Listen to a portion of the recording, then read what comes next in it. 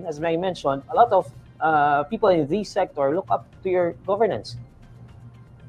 Well, we always hear the quote, ang kabataan ng pag-asa ng bayan, and hopefully this quote will not just remain a quote that we always hear. Pero ito yung katotohanan eh. Yung mga nakikita natin ngayon na problema ng lipunan, yung mga problema na nakaugat na sa ating gobyerno, sa ating kultura mismo, wala naman pong ibang magbabago niyan kundi ang susunod na henerasyon ng mga leader.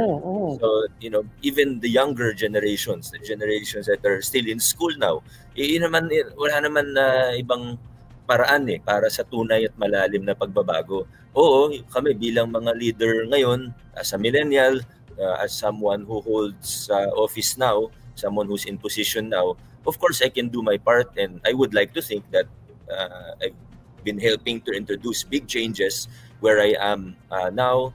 But the reality is, there's no one person who can change everything. There's no one leader who can be a savior for an entire city or an entire country for that matter.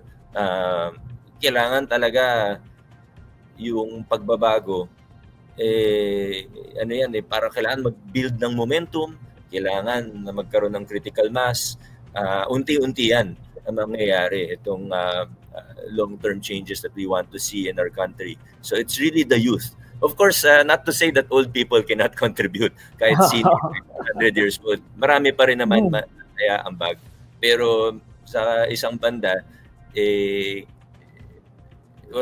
na yun yung mga kalakaran, yung mga nakaugat na problema sa lipunan at kultura at sa gobyerno natin, it will need an entire generation.